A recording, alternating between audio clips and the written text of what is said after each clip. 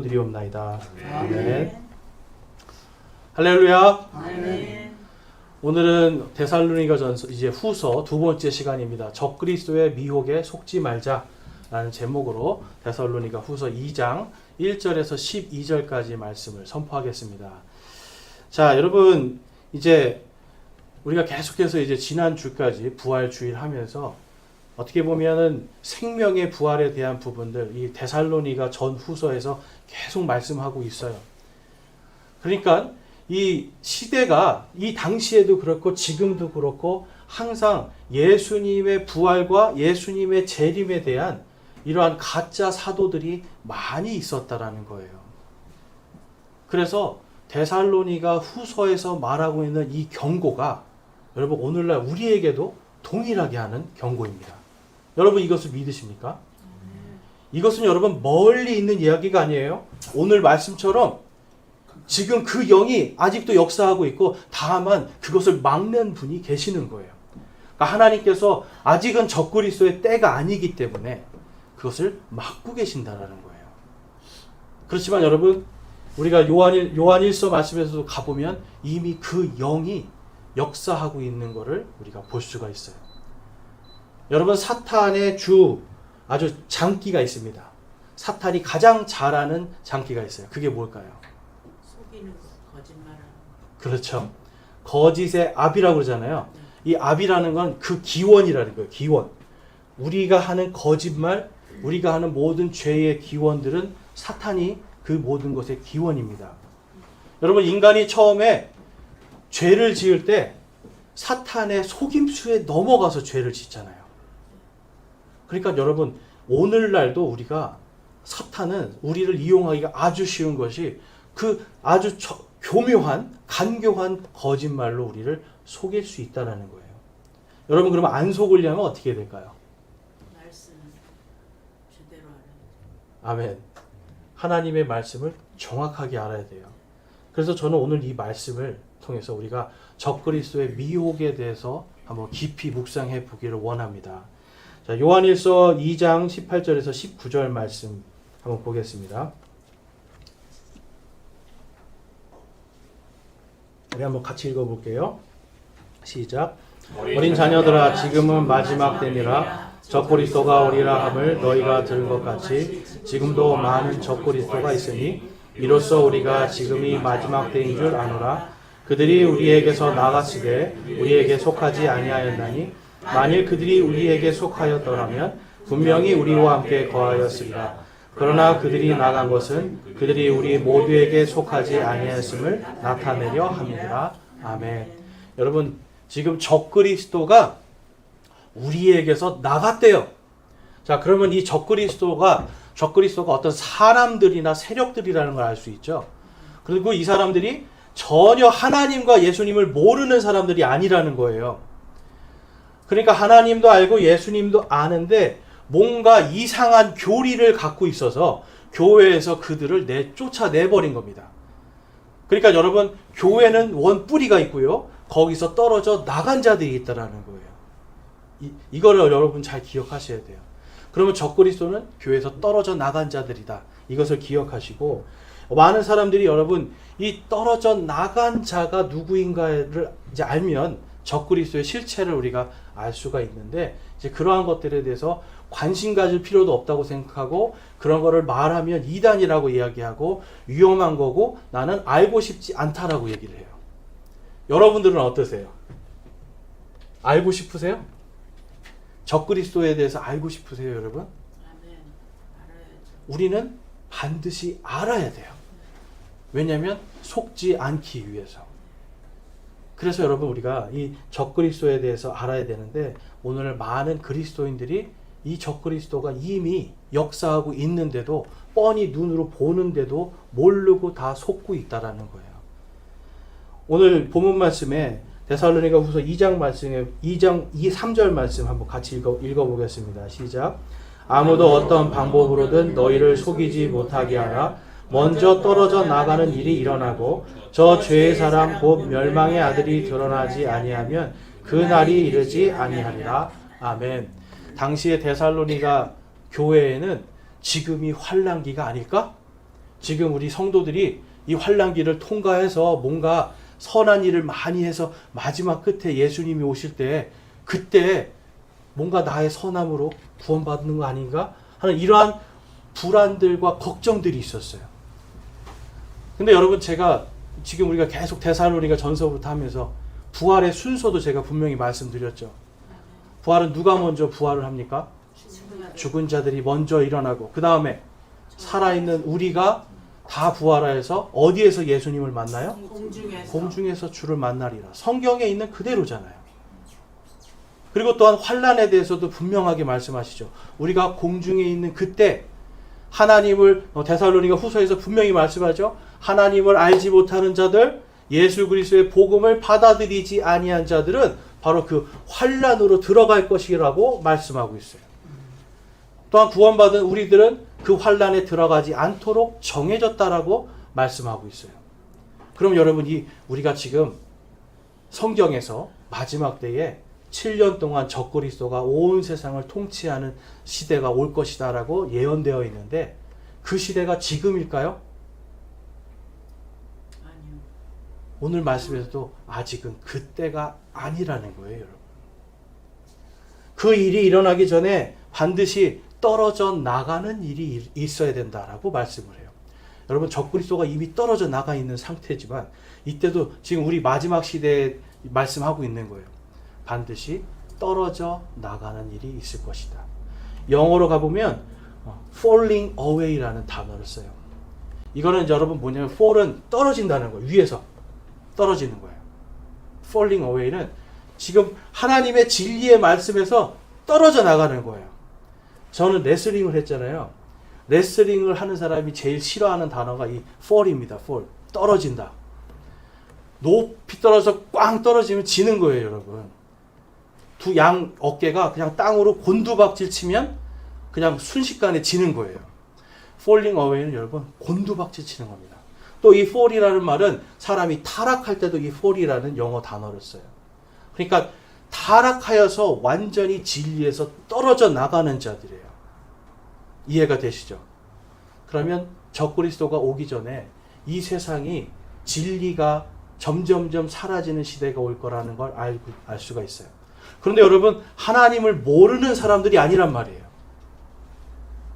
교회에 와서 예배도 드려요.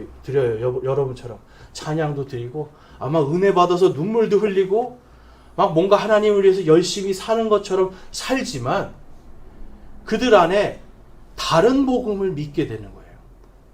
하나님은 하나님인데 다른 하나님, 예수님인데 다른 예수님을 만나기 때문에 그들에게는 구원받을 수 있는 길이 점점점 희미해지는 겁니다, 여러분. 예를 들면 여러분 이런 겁니다. 북한에 여러분 교회가 있습니다. 북한에 교회 있죠? 북한에도 자칭 크리스찬이라는 사람들이 있어요. 그 사람들이 예배 드리기 전에 뭘 할까요, 여러분? 예배 드리기 전에. 북한에 가면 봉수교회라고 큰 교회가 있거든요. 예배 드리기 전에 김일성에게, 김정일에게, 김정은에게 절을 합니다. 그리고 예수님보다 그 김정은이, 지금은 김정은이죠. 예수님보다 김정은이 더 높은 아버지라고 불러요. 그러면서 예수님을 믿고 있대요. 여러분, 과연 그들이 구원받을 수 있을까요? 우리가 이것을 함부로 판단할 수는 없겠지만 여러분, 다른 예수를 믿고 있는 거잖아요. 마지막 때가 되면 사람들이 예수님인 줄 알지만 다른 예수를 믿고 있게 될 수 있다는 거예요. 그래서 크게 떨어져 나가는 일이 생기고 그 다음에 저 죄의 사람 곧 멸망의 아들이 드러나게 되리라 라고 말씀하고 있습니다. 예수님께서 마태복음 7장 13절 15절에 다음과 같이 말씀합니다. 한번 같이 읽어보겠습니다. 7장 13절 15절 너희는 좁은 문으로 들어가라. 멸망으로 인도하는 문은 넓고 그 길이 넓어 거기로 들어가는 자가 많고 생명으로 인도하는 문은 좁고 그 길이 좁아 그것을 찾는 자가 적으니라. 거짓 대언자들을 조심하라. 그들이 양의 옷을 입고 너희에게 나오나 속은 약탈하는 일입니다. 아멘. 여러분, 한번 제가 적그리스도에 대해서 묵상을 해봤습니다. 여러분, 예수님에 대해서 묵상을 해야 되는데 적그리스도에 대해서 묵상을 해봤어요. 근데 여러분 성경을 아는 사람을 속이려면 어느 정도까지 해야 속일 수 있을까요? 다 우리가 성경을 보잖아요. 그런데 성경을 뻔히 보고 있으면서도 이거는 아니지라고 말을 할 이러한 생각이 들게 하려면 여러분 정말 인간적으로 선한 모습을 보여야 될 거예요. 그리고 정말 말을 엄청 잘해야 될 거예요. 데살로니가 전후서를 제가 공부하면서 위안이 되는 게 사도 바울이 그렇게 설교를 잘 못했단 말인가? 사람들이 사도 바울 설교가 별로라고 얘기하는 사람들이 있었잖아요, 여러분. 그러나 사도 바울은 여러분 아주 강직하게 자기의 말을 전했거든요. 진리를 전했거든요. 진리를 전한 사람은 한마디면 됩니다. 여러분 해가 동쪽에서 서쪽으로 집니다. 동쪽에서 떠서 서쪽으로 집니다. 이 이상 설명할 게 있나요? 진리라는 거는 변하지 않는 이치예요. 변하지 않는 이치. 이거는 짧게 말해도 되는 거예요. 근데 이거를 거짓말로 속여야 돼요. 이게 원래는 태양이 움직이는 게 아니라 지구가 도는 건데요. 이거는 자전이 어떻게 되고 공전이 어떻게 되고 말이 길어지는 거예요. 여러분, 우리는 하나님의 말씀 안에서 이 진리를 바라본다면 이 진리는 여러분 아주 단순합니다. 그런데 이 적그리스도의 세력들은 이것을 진리를 진리가 아닌 것으로 보이게 하기 위해서 수많은 말들을 만들어내야 되는 거예요. 그래서 여러분 마태복음 7장에서 그 말씀하는 거예요. 그들은 양의 옷을 입고 나온다. 너희를 아주 잘 속이는 자들, 멀쩡히 보고 있으면서도 깜빡 속는 자들이 속게 만들 것이다. 그런데 거기에 속은 사람들은 어디로 가요? 넓은 길로 가는 거예요. 넓은 문으로. 그 끝이 멸망인데도 우리는 이 길이 평안합니다. 안전합니다 하면서 그 길로 가는 거예요. 그렇지만 진리를 아는 자들은 예수 그리스도의 진리 때문에 좁은 길, 좁은 문으로 갈 수밖에 없죠. 왜냐하면 저 길은 멸망이라는 걸 알기 때문에. 그럼 여러분과 저는 지금 어디에 서 있습니까, 여러분? 좁은 길에 서 있습니까? 아니면 넓은 길에 서 있습니까? 예, 거기 서 있어야 됩니다. 우리는 그 좁은 길에 서 있어야 되는 거예요. 그래서 여러분 우리가 첫 번째로 이 적그리스도는 어떤 사람인가 성경이 분명히 말씀해요. 적그리스도는 거짓말을 믿게 하는 자다라는 거예요. 자, 데살로니가 후서 2장 말씀해 보면 9절에서 12절에 그가 오는 것은 사탄의 활동을 따라 모든 권능과 표적들과 거짓 이적들과 불의의 모든 속임수와 함께 멸망하는 자들로 오는 것이니 이는 그들이 진리의 사랑을 받아들이지 아니하여 구원을 받지 못하였기 때문이라. 여기까지만 읽겠습니다. 여러분 사탄의 모든 활동에 따라서 기적도 일으키고요, 표적도 일으키고요, 불의의 모든 속임수와 함께 온대요. 여러분 사탄은 정말 열심인 존재예요. 여러분 사기꾼들 나오는 영화 한번 보세요. 사기치려고 얼마나 열심히 하는지 몰라요. 여러분 사기를 안 치고 그냥 정직하게 사는 사람은 어떻게 보면 제가 볼 때는 에너지를 좀 덜 쓸 것 같아. 근데 뭔가 속이려니까 더 많은 에너지를 쓰거든요. 그런데 사탄은 모든 방법을 다 동원한다는 거예요, 여러분. 그럼 우리는 그 모든 방법이 다 동원돼도 속지 않아야 되죠. 속지 않으려면 뭘 알면 됩니까? 그렇죠? 말씀을 알고 그 말씀이 과연 무엇인가를 정확하게 알아야 돼요. 그걸 우리가 진리라고 이야기하는 겁니다. 그런데 사탄에게 이 적그리스도에게 속은 사람들은 진리의 사랑에서 여러분 사랑을 받아들이지 못하는 사람들이 돼요. 받아들였다가 해도 속아서 또한 떨어져 나가는 자들이 되는 거예요. 11절과 12절 말씀해 보면 이러한 까닭에 하나님께서 그들에게 강한 미혹을 보내사 그들이 거짓말을 믿게 하시리니 이것은 진리를 믿지 아니하고 불의를 기뻐한 자들이 다 정죄를 받게 하려 하심이라. 아멘.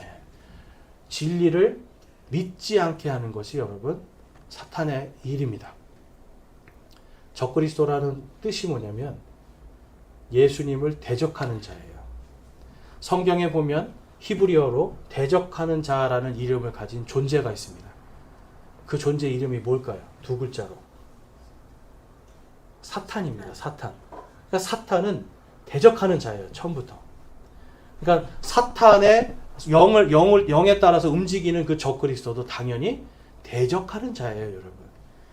그런데 진리를 대적하는 자다라고 말씀하고 있습니다. 여러분, 이 2차 세계대전 때 독일에 교회가 없었을까요? 2차 세계대전 때 독일에 교회가 없었을까요? 2차 세계대전 때 독일에 교회가 많았습니다.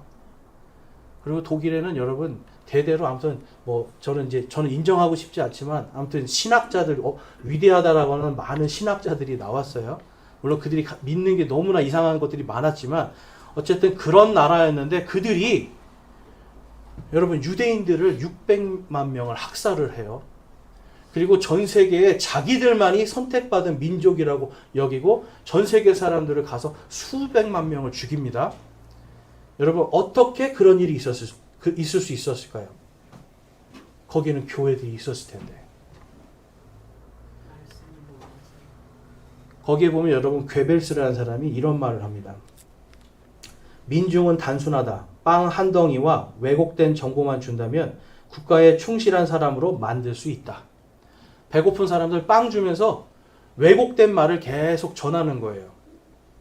그러니까 여러분 왜곡됐다라는 거는 진짜 거짓말이 아니라 비슷한데 맞는 것 같은데 이 좀 틀린 거를 계속 얘기해 주는 거예요. 그 다음에 99개의 거짓과 1개의 진실을 적절히 배합하면 사람들은 처음에는 그것을 부정하더라도 나중에는 그 사실을 믿게 된다. 여러분 대중들이 여러분 이단들도 그렇지 않습니까? 이단들도 여러분 처음부터 가짜 복음 제시하지 않아요. 처음에는 뭔가 진짜인 거를 제시를 해요. 그러면서 거기에 수많은 가짜들을 덧붙입니다, 여러분.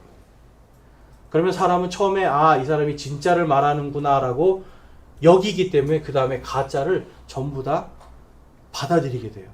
그래서 한 1, 2년, 3년 지나면 이제 머리에 완전히 들어와서 이 가짜가 이 사람을 꽉 붙잡고 있어서 아무리 진짜 진리를 말해도 알아듣지를 못해요. 여러분 이 괴벨스라는 사람이 이 대중을 어떻게 선동하는지를 정확하게 보여줘요. 이 사람이 이것 때문에 그리고 히틀러는 또 성경 말씀 자체를 바꿔버립니다. 자기의 힘으로. 근데 여러분 교회가 그거를 가만히 놔뒀어요. 교회들이 거기에 선동돼서 교회들이 여러분 국가 권력과 결탁해서 막 여러분 같이 유대인들을 죽이자 했고요. 천주교회도 같이 우리 유대인들 죽이자 해서 유대인들을 죽이는 게 당연하다고 생각한 거예요. 여러분 유대인들을 떠나서 이 세상에 어떤 존재도 함부로 죽일 수 있는 존재는 없는 겁니다. 다 하나님의 창조물들이기 때문에. 그런데 당시에 이 괴벨스나 나치에 속은 사람들은 마치 이것이 하나님의 일인 양 그 일을 했다라는 거예요. 저는 그래서 이 나치의 당시에 이런 것들을 보면 적그리스도도 정말 이럴 수 있겠구나. 오늘날 중국이나 북한을 봐도 적그리스도도 정말 이렇게 할 수도 있겠구나 라는 생각을 해보게 돼요. 여러분 적그리스도는 거짓말을 믿게 하는 자들입니다. 위조 지폐를 우리가 잘 구별하려면 뭘 알아야 돼요? 진짜 지폐가 뭔지 알아야 되잖아요. 그래서 여러분 성경을 우리가 성경 말씀으로 정확하게 알아야 속지 않을 수 있는 겁니다. 그거를 분별할 수 있는 거예요. 그 다음에 두 번째는 적그리스도는요, 여러분 오늘날도 사도로 활동을 합니다. 그런데 거짓 사도다라는 것을 성경이 말씀하고 있어요. 자, 오늘 본문 말씀에 2장 1절과 2절 말씀 같이 한번 읽어보겠습니다. 형제들아, 우리 주 예수 그리스도의 오심과 우리가 그분께로 함께 모이는 것으로 말미암아 이제 우리가 너희에게 간청하노니 너희는 영어로나 말로나 혹은 우리에게서 왔다는 편지로나 그리스도의 날이 가까이 이르렀다 해서 쉽게 마음이 흔들리거나 불안해하지 말라. 아멘. 여러분 이 데살로니가 전후서는 편지입니다. 편지. 누가 썼습니까? 사도 바울이 썼어요. 사도 바울이 지금 이 데살로니가 전후서, 고린도 전후서, 빌립보서 다 사도 바울이 편지를 보낸 거예요. 그러니까 우리에게서라고 한다는 것은 지금 사도 바울과 사도 바울을 돕고 있는 실라라든지 디모데라든지 이런 사람들이 지금 사도 바울의 편지 쓸 때 같이 있는 거잖아요. 보면 항상 누가 너희에게 무난하노라, 누가 무난하노라 같이 있었던 사람들 이야기를 쓰거든요. 그래서 사도 바울이 지금 말하는 거는 너희들이 사도로부터 온 편지라고 하는 이런 가짜 편지들을 조심해야 된다. 또한 너희는 영으로나 말로나 자기가 뭔가 하나님의 말씀과 음성이라든지 하나님의 어떤 계시를 받았다든지 영을 받아서 내가 사도가 됐다든지 하는 이러한 자들을 조심해야 된다라고 말씀해요. 여러분, 그래서 이제 제가 좀 최근에도 계속 책방에 좀 가고 있는데 기독교 서적을 파는 데 가면 항상 요즘에 제가 교보문고도 가보고 또 어디 영풍문고도 가보고 해봤는데 항상 도마복음이라는 게 꼭 거기 들어가 있습니다. 들어보셨어요? 도마복음? 사도 도마가 썼대요. 그리고 또 여러분 유다복음이라는 게 있습니다. 가룟 유다가 쓴 복음이 있더라는 거예요. 그래서 이 책들을 이제 나그 함마디 문서라고 하는데 그 이집트의 나그 함마디라는 도시에서 발견한 책들이라는 거예요. 그래서 약간 쉬운 2권 정도가 있다고 하는데 거기에 보면 책 제목들이 다 그래요. 베드로의 비밀 가르침, 사도 요한의 비밀 가르침, 누구의 비밀 가르침. 그래서 뭔가 거기는 어떤 내용들이 들어있냐면 영적으로 하나님의 말씀을, 그러니까 말씀으로가 아니에요. 성령으로 하나님의 말씀을 자기가 다 깨달았기 때문에 자기가 사도가 됐다라는 거예요. 그리고 그 베드로든지 도마든지 이런 사람들이 전부 다 사도가 될 수 있었던 것도 예수님의 말씀을 그대로 다 깨달았기 때문에 그래서 사도가 됐다라는 거예요. 심지어는 가룟 유다도 유다복음에 보면은 가룟 유다는 누구보다 예수님의 비밀 계시를 가장 잘 이해한 사람이래요. 그래서 유다가 예수님하고 짜고 예수님을 제가 팔겠습니다. 예수님을 십자가에 죽게 하는 아주 결정적인 도움을 준 사람으로 써 있어요. 그러니까 이런 책들이 여러분 전부 다 뭐냐면 영지주의라고 하는 이 가짜, 그러니까 당시의 철학에 물들어 있는 가짜 기독교를 믿었던 사람들이에요. 이게 이제 카톨릭에 있는 어떤 그 수도원에서 발견된 거거든요. 수도원에 있는 수도사들이 뭔가 영지주의라고 하는 이런 그 이교 사상을 받아들여서 그걸 가지고 자기들 마음대로 쓴 거예요. 근데 앞에 이름은 도마 이름을 쓰고 뭐 요한의 이름을 쓰고 베드로의 이름을 쓰고 사도의 이름을 넣은 거예요. 그래서 이런 것들을 위경이라고 부릅니다. 위경은 여러분 위조된 성경이에요. 이름만 도마지 안에 쓴 사람은 도마가 아닌 거죠. 이름만 사도 베드로지 진짜 쓴 사람은 베드로가 아닌 거예요. 그러니까 당시에 여러분 그래서 이 문서들이 언제부터 만들어졌는가 하고 연대 측정을 해보니까 딱 이 데살로니가 전후서가 쓰여질 때쯤인 것 같다. 확실하진 않지만 요때 아니면 약간 이제 요한계시록이 쓰여진 다음에 쓰여진 것 같다. 뭐 이런 얘기들이 있어요. 근데 여러분 당시에 이미 이렇게 사도들의 이름을 사칭해서 가짜로 전해지는 이러한 편지들이 있었다는 걸 알 수 있어요. 그러니까 여러분 지금 사도 바울이 왜 이렇게 경고하는지 아시겠죠?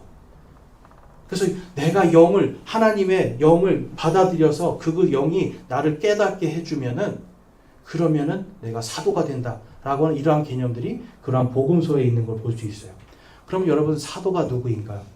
누가복음 6장 13절에 날이 밝음에 그분께서 자기 제자들을 부르사 그들 중에 12를 택하시고 또한 그들에게 사도라는 이름을 주시니라. 누가 사도라는 이름을 주세요? 예수님이 사도라는 이름을 주시는 거예요. 그러니까 사도라고 불릴 수 있는 사람들은 예수님을 직접 만나고 예수님이 사도라고 불러주는 사람들이 바로 여러분 사도라고 불릴 수 있는 사람들이에요. 물론 사도행전에 가보면 가룟 유다의 자리를 대신해서 마띠아라는 사도를 교회가 그 제자들이 뽑아서 이제 교회가 그 사람을 사도로 세우는 일은 있어요. 그렇지만 교회 안에서 여러분 수백 년 동안 이 사도라는 이름 자체는 이 예수님의 제자들의 한해서만 불렀던 것을 우리가 알 수가 있습니다. 왜냐하면 예수님이 부른 사람들을 사도라고 했기 때문에. 자, 그런데 이제 그 중에서 약 한 300년 정도 지나면서 스스로 사도라는 사람들이 나타나기 시작해요.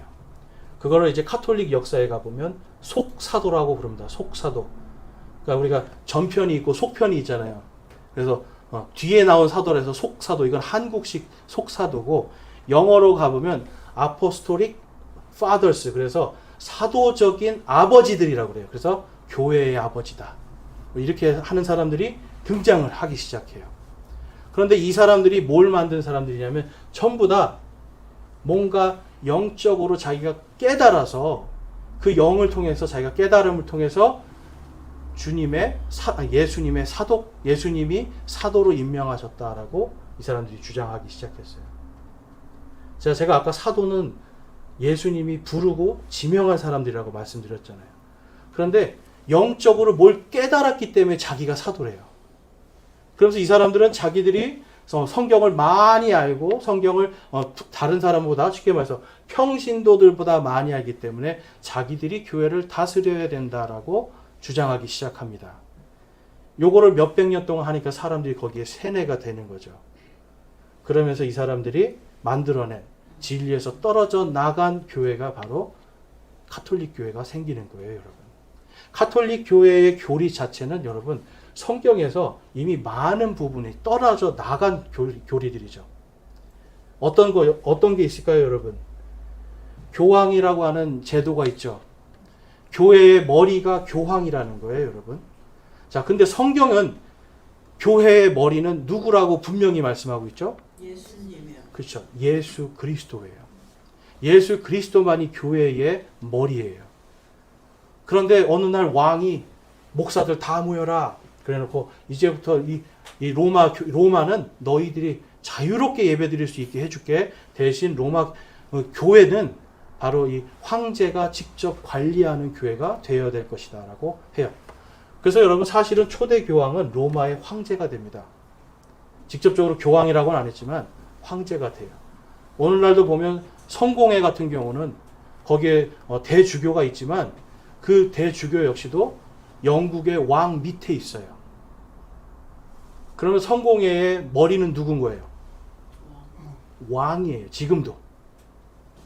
근데 여러분 분명히 교회의 머리는 예수님이라고 했는데 사람들이 수백 년 동안 세뇌를 당하니까 그런 것들에 대해서 여러분 제대로 말을 하지 못하게 됩니다. 그 중에서 제대로 말해서 성공해서 나온 사람이 존 웨슬리라는 사람. 그 사람이 이제 감리교회를 만드는 거예요. 근데 어쨌든 성경에서 말하는 지금 마지막 시대에 이 적그리스도를 얘기하면서 그가 거짓 사도로서 올 거를 성경은 경고하고 있어요. 자, 요한계시록 17장 4절에서 5절 말씀 보겠습니다. 그 여자는, 우리 다 함께 한번 읽어볼까요? 시작. 그 여자는 자주색 옷과 주홍색 옷을 차려입고 금과 보석들과 진주들로 꾸몄으며 가증한 것들과 자기의 음행으로 인한 더러운 것으로 가득한 금잔을 손에 가졌더라. 그 여자의 이마에 한 이름이 기록되어 있었는데 신비라 큰 바빌론이라 땅의 창녀들과 가증한 것들의 어미라 하였더라. 아멘. 자기를 사도라고 하는 자들의 어떤 특징에 대해서 이야기하고 있어요. 근데 지금 요한계시록 17장은 마지막 때 그 7년 환란 동안에 나타날 적그리스도를 한 여자 또는 또한 한 짐승 이런 식으로 그 적그리스도가 어떤 자인가를 정확하게 보여주고 있습니다. 근데 뭘 입냐면 적그리스도에 속해 있는 사람들은 자주색 옷을 입는데요. 보라색 옷. 그 다음에 주홍색 옷을 입는다고 돼 있고 금과 보석들과 진주들로 꾸며 있고 가증한 것들과 자기의 음행으로 인한 더러운 것으로 가득한 금잔을 손에 가졌더라. 이것 때문에 여러분 종교 개혁자들도 그렇고 오늘날 많은 사람들이 적그리스도가 나타난다라면 마지막 때 나타난다라면 카톨릭 교회에서 나타나지 않겠는가라고 다 보고 있는 거예요. 왜냐하면 여러분 제가 무슨 주황색 옷, 보라색 옷 입는 거 보셨어요? 이게 다 뭐냐면 뭔가 이제 성당 같은 데서 미사라고 하고 성사라고 하죠. 이런 걸 할 때 그런 것 색깔들을 맞춰서 입고 하거든요. 이 당시에는 여러분 자주색 옷은 왕들만 입었던 겁니다. 사실은 그 자주색 색깔 옷은. 그 다음에 주홍색 옷들은 오늘 주홍색 옷도 귀족들이 입는 옷들이었어요. 그러니까 이러한 고급 귀한 옷들을 입고 있는 사람의 형태. 여러분들이 떠올리는 사람들이 있을 거예요. 그 다음에 더러운 자기의 음행으로 인한 더러운 것으로 가득한 금잔. 자, 이러한 것들은 뭐냐면 쉽게 말해서 영적인 간음과 음행을 하는 자들입니다.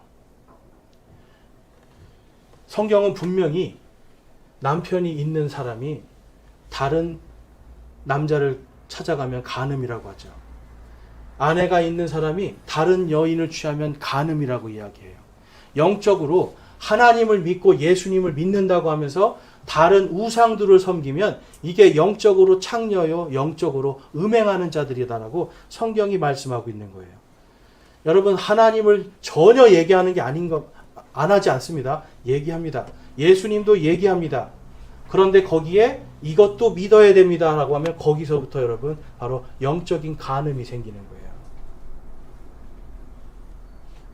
5절에 보면 그 여자의 이마에 한 이름이 기록되어 있는데 신비라 큰 바빌론이라 라고 말씀을 하고 있습니다. 바빌론은 여러분, 바빌론의 종교는 항상 여신을 섬깁니다. 여신. 여자 신을 섬겨요.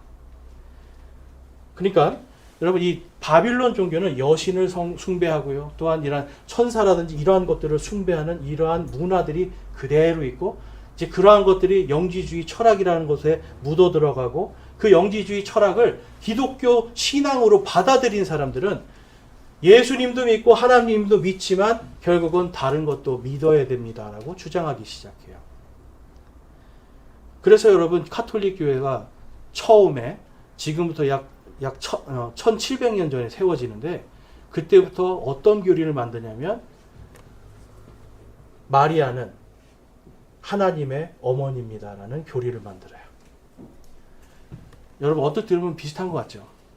그런데 어떤 사람들은 아니다. 마리아는 사람이신 예수님을 낳아준 사람일 뿐이다.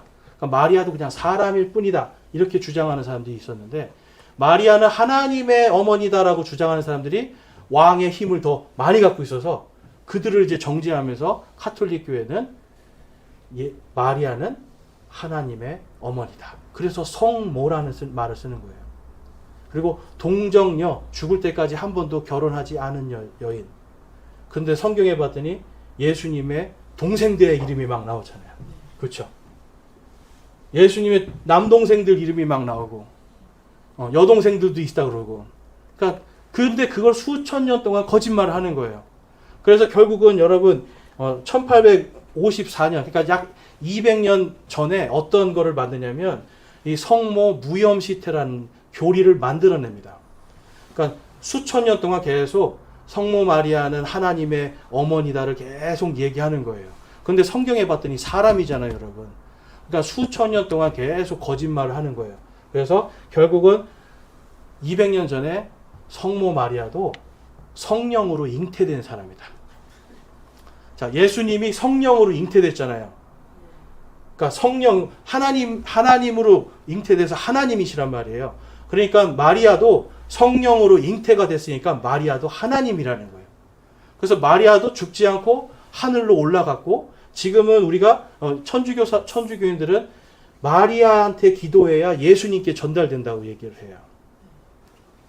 그러면서 제가 천주교 그 사이트에 가봤더니 성모 마리아는 우리 모두의 온 인류의 어머니다라고 이렇게 얘기를 합니다. 온 인류의 어머니라는 거예요. 왜냐하면 하나님이기 때문에. 우리가 하나님을 아버지라고 하죠. 왜 하나님이 우리 아버지가 되십니까? 우리를 창조하신 분이잖아요. 우리의 생명이 어디서 왔어요? 하나님께로 오잖아요. 그래서 하나님 아버지라고 부르는 거거든요. 그런데 이 사람들이 이제 더 나가서 성모님은 하나님을 낳았기 때문에, 야, 대단한 사람 아닙니까? 하나님을 낳았기 때문에 하나님보다 사실은 지금 더 위에 올라가 있는 거예요. 아마 이제 이게 또 한 200년 지나면 그냥 하나님 아버지도 없고 성모가 그냥 하나님 어머니로 등극할 겁니다. 우리나라에 벌써 이단들이 그렇게 생기잖아요. 어머니 하나님. 여러분 제가 이거 보면서 마지막 때 되면 정말 이 어머니 하나님 지금 우리나라에 들어와 있는 또 여자 예수를 믿는 전능신교 전능하신 하나님 교회 거기는 또 여자 그 재림 예수를 믿어요. 지금 막 여자들이 막 이렇게 뭔가 신으로 등극되는 이런 일들을 보면서 이게 다 그런 관련들이 있지 않을까 생각해 봅니다. 그 다음에 요즘에 보면은 그 신천지 이만희 씨 있죠. 그 사람이 처음에 뭐라고 했냐면 나는 사도 요한의 영을 받았대요. 사도 요한의 영을 받아서 나는 성경의 모든 비밀을 다 해석할 수 있대요. 그래서 자기가 사도라는 거예요. 아까 초대교회 아까 그 영지주의 그 사람들 한 얘기랑 똑같은 얘기죠. 내가 영을 받았기 때문에 사도 요한의 영을 받아서 내가 그래서 성경의 모든 비밀을 나만 해석할 수 있대요. 여러분 주일날 와서 여러분들이 제 설교를 들으시면서 성경을 읽으면서 성경이 해석이 됩니까 안 됩니까? 거기에서 여러분 더 깊은 거 사실은 제가 말씀드리는 건 더 깊은 거 갈 수 있겠지만 그렇지만 성경은 반드시 이 성경이 모든 걸 다 말씀하고 있어요. 다 자기 짝이 있어요. 이사야서 34장에도 모든 성경은 다 자기 짝이 있다고 그래요. 뭐냐면 짝을 맞추어 보면 말씀으로 해석할 수 있다라는 걸 분명히 기록하고 있어요. 그리고 해석이 안 되면 멈추면 되거든요. 근데 이제 이 사람들은 뭐냐면 그걸 다 깨달아야 그래야 자기 구원을 받고 14만 4천에 들어갈 수 있다라고 거짓말을 하는 거예요. 그래서 그 사람들 여러분 시험 봅니다. 무릎 꿇고 하얀색 위에 입고 아래는 까만색 입고 무릎 꿇고 시험지 받아요. 하나님께 받는 것처럼 받아서 그거를 통과하면 구원받는 거예요, 여러분. 아마 그런 식이면 여기 구원받으실 분이 몇 분이나 될까요? 공부해서 깨달아야 어떤 성경의 요한계시록의 신비를 깨달아야 그래야 구원받는다라고 하는 건 여러분 영지주의 철학입니다. 기독교가 아니에요, 여러분. 그러니까 이러한 것들이 여러분 오늘날에도 그러면 여러분 개신교회는 그러면 이러한 적그리스도의 세력이 없을까요? 개신교회도 여러분 사도라고 하는 사람들이 없을까요? 개신교회도 사도라고 하는 사람들이 많이 있습니다. 최근에도 어떤 걸 봤더니 이제 어떤 장로교 지방 노회에서 노회장이 장로님이에요. 그냥 장로님, 목사님이 아니라 장로님. 그런데 노회의 그 지역의 장로회의 회장이에요. 제일 높은 사람. 그런데 이제 어떤 신학생이 이제 신학 공부 마치고 목사고시 통과 합격하고 그 다음에 이제 목사 안수를 받으러 왔는데 그 총회법으로는 총회장이 안수를 하는 거라는 거예요. 근데 이 사람은 이제 그들의 표현으로는 평신도잖아요. 장로지만. 그래서 이 사람이 안수를 딱 하려고 했더니 목사들이 들고 일어나는 거 안 된다고. 그 왜 안 되는가? 목사가 안수해야 사도권이 전달된다는 거예요. 그럼 여러분 뭐예요? 다 자기들이 사도라는 거잖아요. 다 사도가 돼서 남의 위에 올라가겠다는 거잖아요. 여러분. 예수님도 우리를 형제라고 부르시는데 여러분 우리는 주님 안에서 다 형제 아닙니까? 만약에 그 장로님이 뭐 하는 게 문제 없다라면 뭐 저도 그냥 인정했을 텐데 평신도라서 안 된다는 거예요, 여러분. 사도권이 없다라는 거예요. 자기들이 사도라는 걸 인정하는 거죠. 잘못된 교리를 갖고 있는 거예요. 그 다음에 요즘에 여러분 이제 신사도 운동이라는 게 한국 전체를 다 장악했습니다. 옛날에는 한국 교회에서 여러분 방언 안 했어요. 왜냐하면 옛날에는 쉽게 말해서 장로교회도 방언은 끝났다라고 분명하게 장로교 교리에 써 있기 때문에 안 했거든요. 감리교회도 물론 안 했고. 그런데 어느 날 봤더니 온 나라가 다 교회마다 가면 주여 삼창하고 방언해요. 그거를 만들어낸 사람들이 바로 스스로 사도라고 하는 사람들입니다.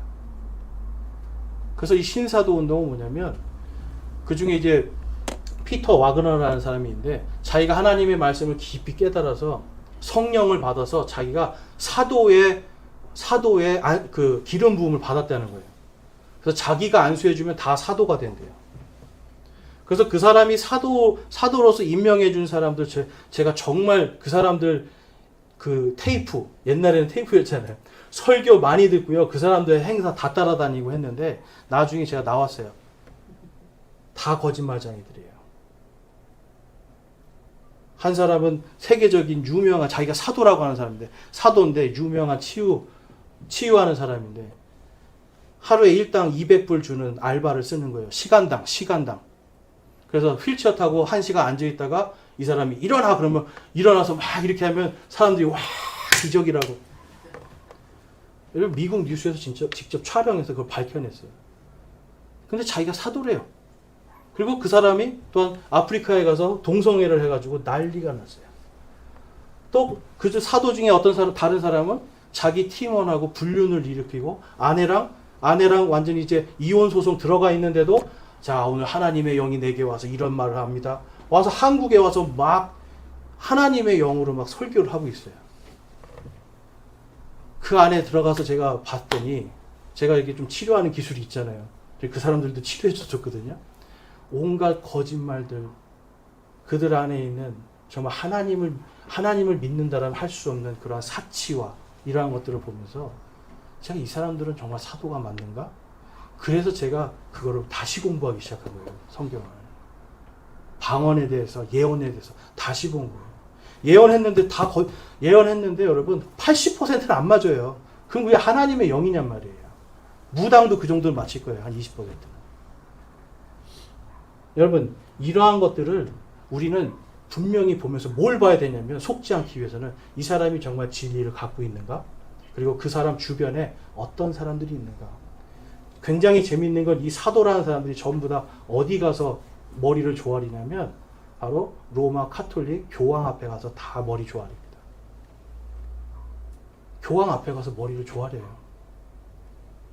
어떤 사람은 심지어는 그 교황하고 같이 손잡고 성경 사역한다고 해요. 그 예수님을 전한다는 무슨 예수단이 있어요. 그런 교황들과 손을 잡고 일을 하고 그러한 것들을 하면서 영적으로 사람들을 계속해서 잠식해 들어가는 거예요, 여러분. 성경에 보면 분명히 완전한 것이 오면 예언도 끝날 것이고 방언도 끝날 것이고 너희들이 부분적으로 예언하는 것이나 부분적으로 방언하는 것이나 이런 것들이 끝날 것이다 라고 말씀하고 있어요. 그런데 여러분 여기에 지금 더 다른 성경이 필요한가요? 필요가 없습니다. 지난 2000년 동안 여기에 더 추가된 다른 성경이 없습니다.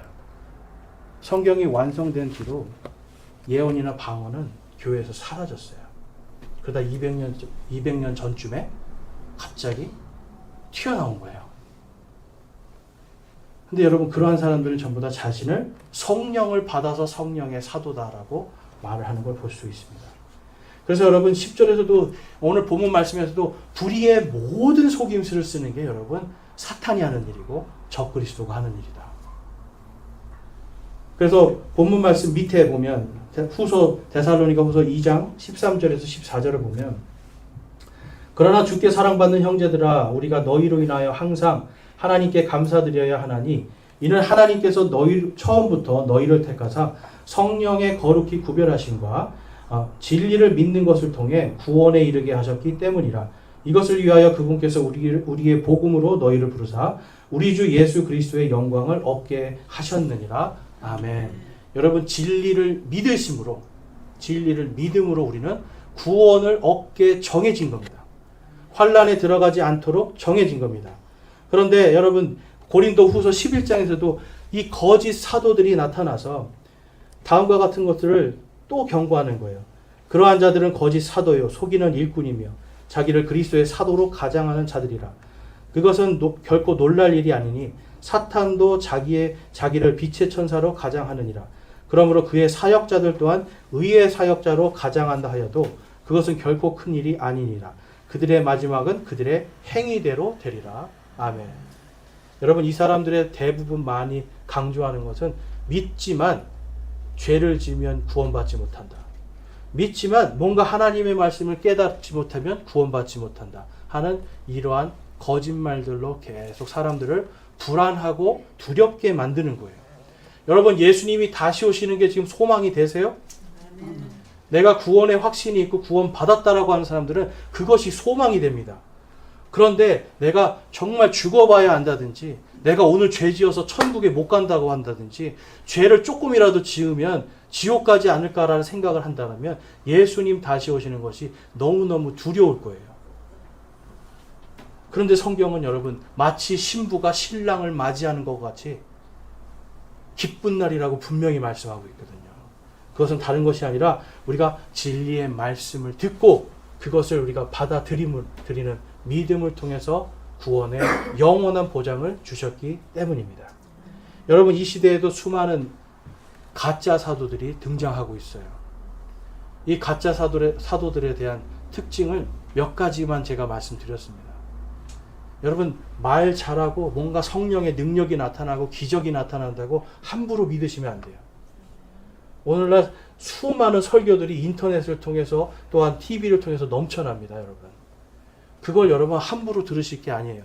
분별할 수 있을 때 들어야 돼요. 차라리 하나님의 말씀을 더 많이 읽으세요. 엉뚱한 거 계속 여러분 수십 년 박히면 나오지가 않는 겁니다.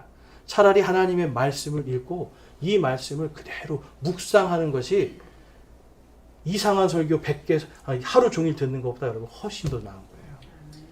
그렇지 않으면 우리는 마지막 시대에 분별할 수가 없는 겁니다.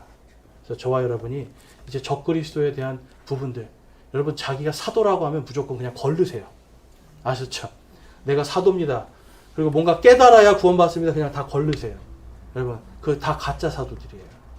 그리고 이적이 일어나고 기적이 일어난다고 여러분 무조건 믿으실 게 아니에요. 지금 시대는 여러분 이제 그러한 것들로 사탄이 역사를 한다면 여러분 우리 그걸 무턱대고 아이고 좋구나 할 게 아니라는 거죠.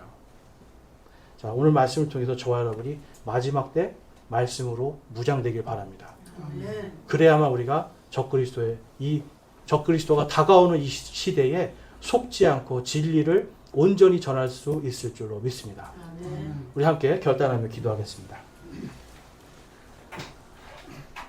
이 시간 여러분 기도하실 때 나는 정말 얼마나 하나님의 말씀으로 갖추어져 있는가 다시 한번 여러분 곰곰이 생각해 보시고, 내가 하나님의 말씀에 아직도 관심이 없거나 말씀에 대한 열정이 없다면 하나님, 이 시간 저에게 하나님의 말씀을 제가 이해하고 또한 말씀을 알고 싶어하는 열정을 주시옵소서, 성령님의 인도함을 주시옵소서라고 기도하시기 원하고요. 내가 아직도 정말 여러분 중에 아직도 내가 구원의 확신이 없어서 내가 혹시라도 예수님 오시면 지옥 가지 않을까 이런 생각을 하고 있는 분들이라면 이 시간 여러분 하나님의 말씀을 대적하지 말고 하나님의 말씀을 있는 그대로 제가 받아들이겠습니다라고 결단하기 원합니다. 우리 함께 기도하겠습니다.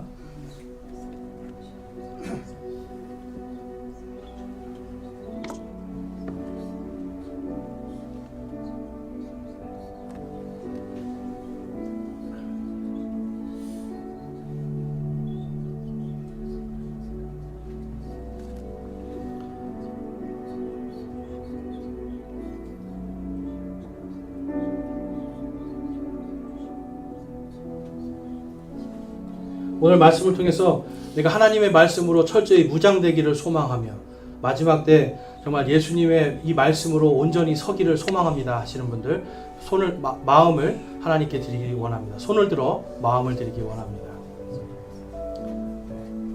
감사합니다. 손 내려주시고요. 내가 아직도 복음의 진리가 없어서 불안한 가운데 있었습니다. 그러나 이제는 하나님의 말씀 가운데 내가 구원받지 못할까 하는 불안함을 버리고 진리 가운데 온전히 기쁨으로 살아갈 수 있기를 소망합니다 하시는 분들 우리 손을 들어 마음을 드리겠습니다. 감사합니다. 손 내려주시고요. 오늘 여러분들이 결단하고 소망한 그 모든 것들 하나님께서 인도해 주시고 성령님을 통하여 역사해 주시기를 주님의 이름으로 축원합니다. 우리 다 같이